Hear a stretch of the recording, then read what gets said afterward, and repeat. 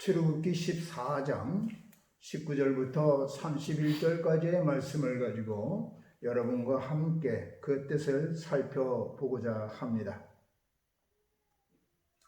우리나라에서 제일 높은 산이 어디일까요?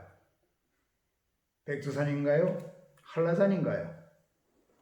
자, 이제 우리 한번 산 위에 올라가 봅시다. 제일 높은 산 백두산에 올라가 봅시다. 그 산에 올라가 천지를 보고 하늘을 보고 구름을 만져보면서 이 모든 자연의 신비를 연출하신 하나님을 새겨봅시다. 인간의 얄팍함을 뛰어넘고 압도하는 그 힘 앞에 무슨 꾀를 낼 수 있겠습니까? 높은 산 위에 올라 참 좋다 하며 큰 숨을 쉽니다. 이때만큼은 마음속에 찌꺼기들을 다 내놓고 맑고 깨끗하며 넓은 가슴을 가지게 됩니다. 호연지기가 가득한 사람이 된다는 말씀입니다. 호연지기란 썩 넓고 커서 온 세상 가득 차고 넘치는 원기가 공명정대하여 어떤 사람을 대해도 부끄러움이 없는 도덕적 용기를 가진 사람을 가리키는 말입니다. 산이 주는 경외함이 있기 때문에 우리는 산 위에서 호연지기를 기르게 됩니다. 산이 주는 경관은 나의 생각을 뛰어넘습니다. 나의 능력을 벗어납니다. 그 와중에 우리가 무슨 삿된 생각을 할 수 있겠습니까? 자, 이스라엘 족속들이 이스라엘 민족이라고 하지 않고 이스라엘 족속 또는 히브리 족속이라고 말씀드립니다. 아직까지는 배워야 할 것이 많고 가다듬어야 할 것이 많기 때문에 민족이라고 하는 말을 쓰지 않았습니다. 그들이 홍해바다 앞까지 왔습니다. 구름 기둥과 불 기둥을 의지해서 여기까지 왔습니다. 또한 우리도 여기까지 왔습니다. 얼떨결에 왔습니다. 하나님의 인도하심이 있었다고 다들 인정하기는 합니다. 하지만 사람들은 조그만 어려움이 있으면 모든 것을 잊어버립니다. 지금 바다가 앞을 가로막았어요. 뒤에서는 애국 군대가 쫓아와요. 백성들은 어쩌고 있을까요? 출애굽기 14장 10절부터 12절까지의 말씀은 이렇습니다. 바로가 가까이 올 때에 이스라엘 자손이 눈을 들어본즉 애국 사람들이 자기 뒤에 미친지라 이스라엘 자손이 심히 두려워하여 여호와께 부르짖고 그들이 또 모세에게 이르되 애굽에 매장지가 없으므로 당신이 우리를 이끌어내어 이 광야에서 죽게 하느뇨. 어찌하여 당신이 우리를 애굽에서 이끌어내어 이같이 우리에게 하느냐. 우리가 애굽에서 당신에게 고한 말이 이것이 아니뇨. 이르기를 우리를 버려두라. 우리가 애굽 사람을 섬길 것이라 하지 아니하더뇨. 애굽 사람을 섬기는 것이 광야에서 주는 것보다 낫겠노라. 여러분, 아무런 장애가 없으면 사람들은 하나님을 잊지 않고 감사합니다 하며 살아갈까요? 사람들은 자기들의 눈에 보이는 것만을 봅니다. 그것도 크게 봅니다. 조그만 돌뿌리도 커다란 바위처럼 여겨 불안에 떱니다. 사람들은 자기의 귀에 들리는 것만을 듣습니다. 그래서 어지럽습니다. 사람들은 자기의 생각에서 벗어나지 못합니다. 그래서 좁아 터진 마음으로 삽니다. 이스라엘 족속이 이제 홍해바다를 건너요. 바다가 갈라지고 쫓아오던 애굽의 군대들은 몰살하고 불안에 떨던 사람들은 무사히 바다를 건넙니다. 사람들은 무엇을 보았을까요? 무엇을 보아야 했을까요? 무엇을 기억해야 했을까요? 당연히 하나님입니다. 당연히 하나님을 보았습니다. 여기 하나님 아닌 그 무엇을 보는 사람은 없을 겁니다. 중요한 것은 모세의 지팡이가 아닙니다. 물이 갈라진 그런 신비한 모습이 아닙니다. 애국 군대들이 몰살한 것도 또한 아닙니다. 하나님입니다.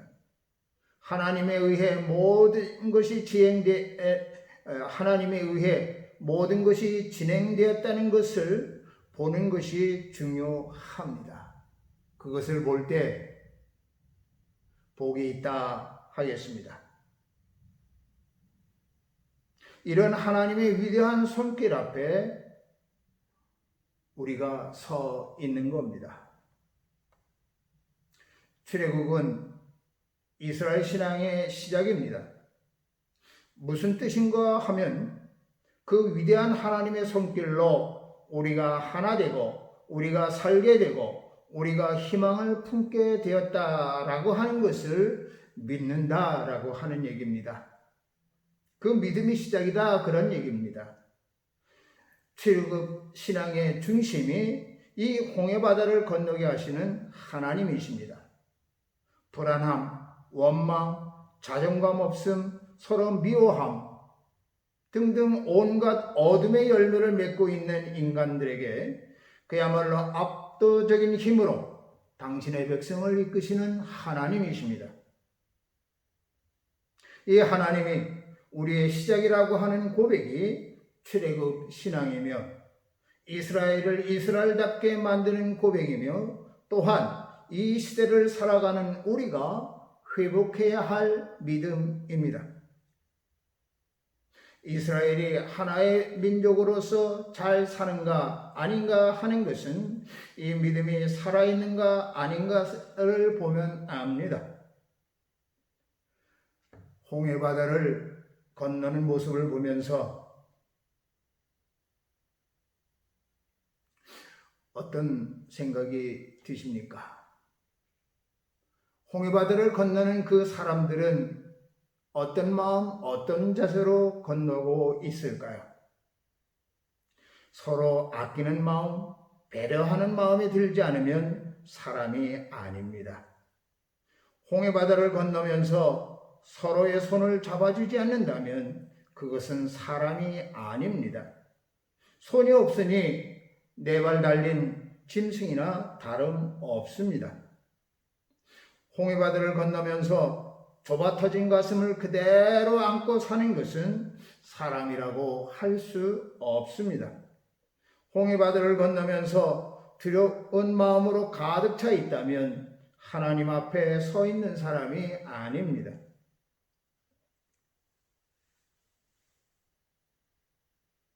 우리는 지금 홍해바다를 건너고 있습니다. 아직도 눈에 크게 보이는 것은 애국 군대입니다.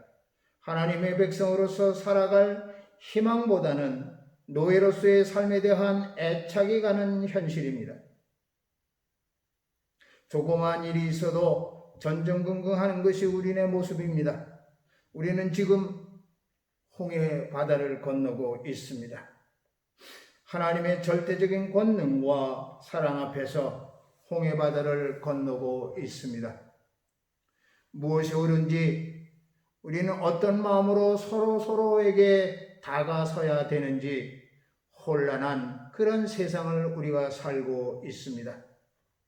낮잠 자다가 조그만 열매가 떨어지는 소리에 놀라 지구가 멸망한다고 호들갑 떠는 어떤 연약한 짐승의 모습을 하고 있는 것이 바로 우리의 모습입니다. 하나님을 잃어버린 모습입니다.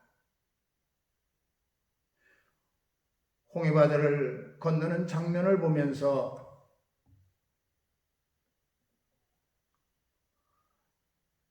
나를 본다면